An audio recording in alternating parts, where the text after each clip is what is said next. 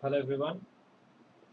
আমরা গত ক্লাসে শেষ করেছিলাম এই ফর্মুলাগুলো জেনারেল সলিউশনগুলো বের করা, যে আমাদের লঙ্গি ট্রান্সভার্স কম্পোনেন্টগুলো কিভাবে আসলো লঙ্গিটিউডাল কম্পোনেন্টের রেফারেন্সে, এবং আমরা এই ফর্মুলাগুলো মেইনলি ডিরাইভ করেছিলাম এই চারটা ফর্মুলা থেকে, এ বি সি ডি থেকে।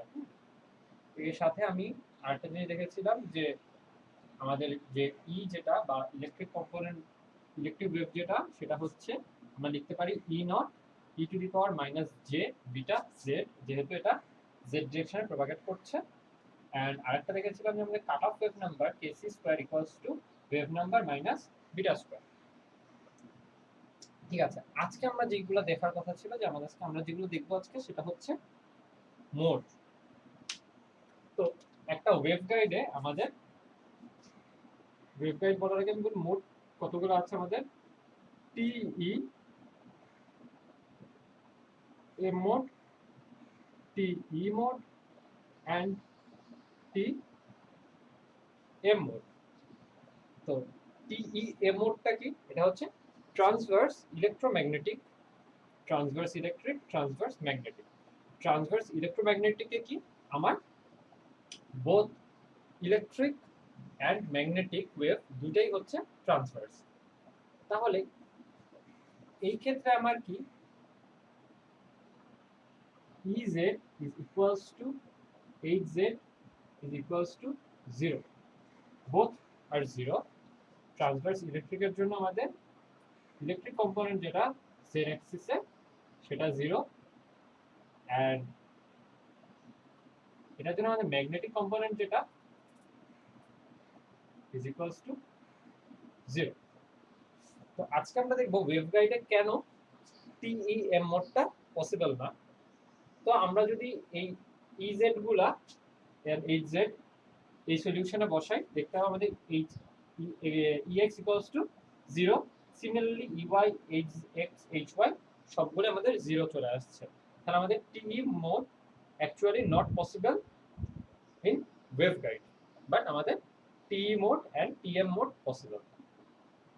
তো আমরা টি অ্যান্ড টিএম মোড দেখার আগে আমি টিইএম মোড, যেটা ট্রান্সভার্স ইলেকট্রোম্যাগনেটিক ওয়েভ, নিয়ে কিছু কথা বলবো। হ্যাঁ,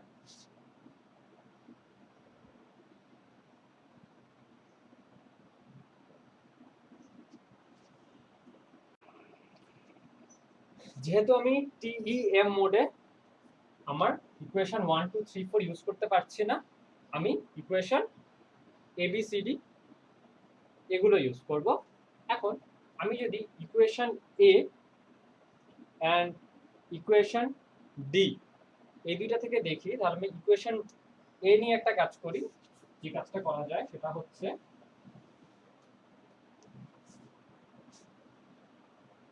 ফ্রম ইকুয়েশন এ আমরা যেটা পাবো সেটা হচ্ছে ইজেড কে আমি যদি 0 করে দেই, তাহলে আমার থাকছে J beta Ey is equals to minus j omega mu hx।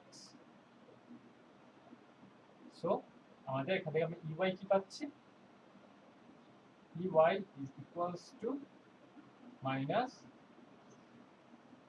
j omega mu divided by j beta hx।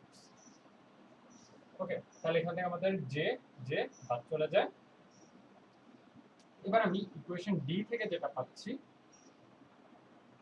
সেটা হলো আমার hz টা 0 হয়ে যাচ্ছে, minus J beta hx is equals to j omega epsilon e y। ঠিক আছে, তো আমি এখন ই ওয়াই তে এই ভ্যালুটা যদি পুট করি, তাহলে আমাদের কি আসছে,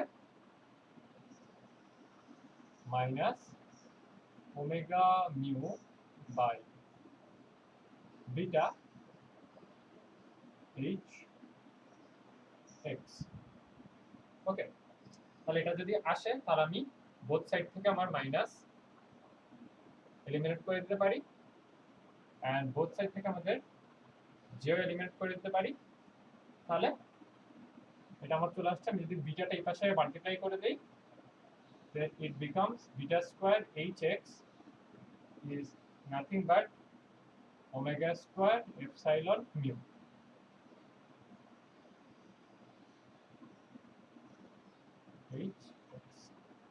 And আমি বোথ সাইড থেকে যদি আমাদের hx টা এলিমিনেট হয়ে যায়, তাহলে আমি এখান থেকে কি পেলাম, আমাদের beta square equal to omega square epsilon mu. And আমাদের ওমেগা স্কয়ার এপসাইলন মিউ আসলে কি? ওমেগা স্কয়ার এপসাইলন মিউ হচ্ছে আমাদের k। আমরা জানি k is equals to omega square epsilon mu. Then আমি কি বলতে পারি, আমাদের এখানে beta square is nothing but equals to k square. Okay, এটা বের করার একটা কারণ আছে। তাহলে আমি এখান থেকে যেটা পেয়ে গেলাম, TEM মোডের জন্য আমি এখানে লিখে রাখছি ফর TEM আমাদের beta square is equals to k square.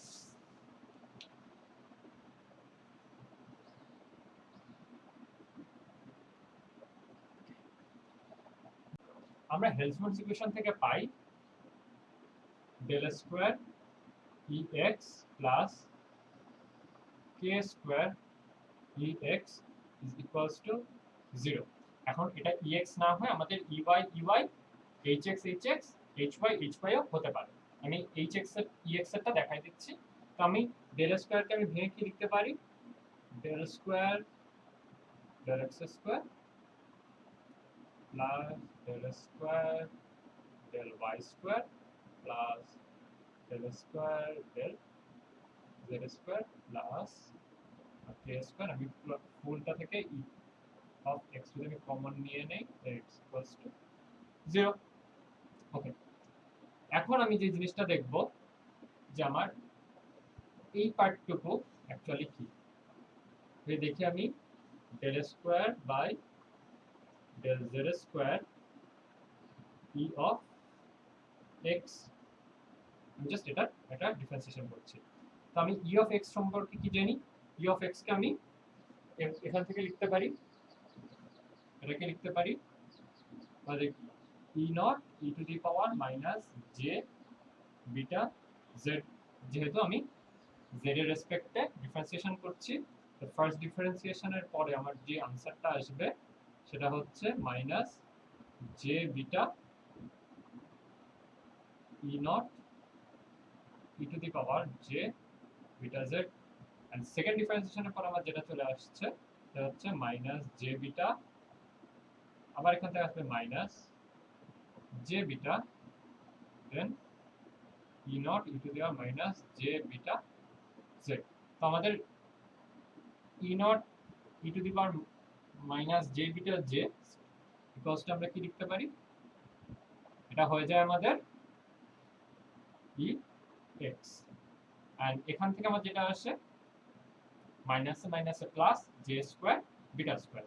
তো আমাদের j square beta square ex and j square মানে nothing but minus b square ex।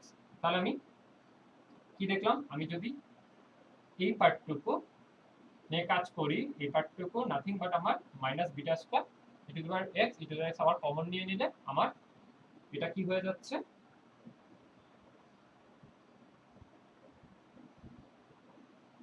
Minus beta square.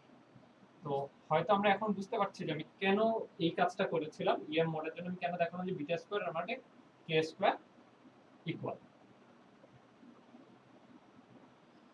তো আমি জানি টিএম মোডে যা বিটা স্কয়ার কে স্কয়ার ইকুয়ালস, দেন আমি হচ্ছে এখানে বিটা স্কয়ারের বদলে আমি কে স্কয়ার আর এই কে স্কয়ার বদলে বিটা স্কয়ার লিখতে পারি। এন্ড এই দুটো কিন্তু অ্যাকচুয়ালি আমাদের ক্যান্সেল আউট হয়ে যায়।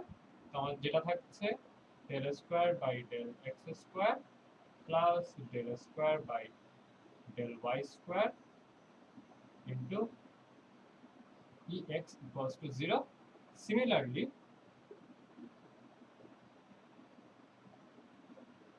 আমি কি লিখতে পারি আমাদের del square by del x square plus del square by del y square h of x is equals to 0।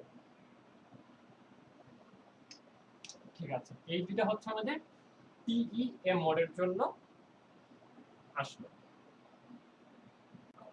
এখন আমরা যদি TEM মোডের জন্য দেখে ফেলি, তাহলে এবার আমরা মুভ করব TE মোডের জন্য এন্ড TM মোডের জন্য। TE মোডের ক্ষেত্রে আমি যেটা বলেছিলাম এটা হচ্ছে ট্রান্সভার্স ইলেকট্রিক। তো ট্রান্সভার্স ইলেকট্রিক আমার কি হবে, ইলেকট্রিক ফিল্ডটা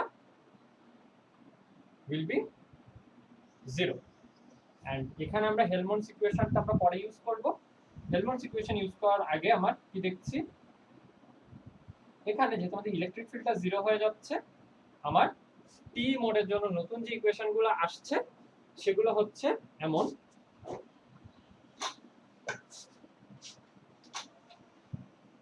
সেগুলো হচ্ছে আমাদের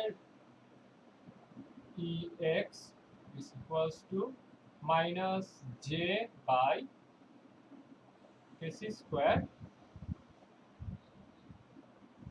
into omega mu, এই ব্র্যাকেটের দরকার নেই, del hz divided by del y. Ey will be j by kc square omega mu del hz by del x. hx will be j by kc square minus beta del hz by del x, and h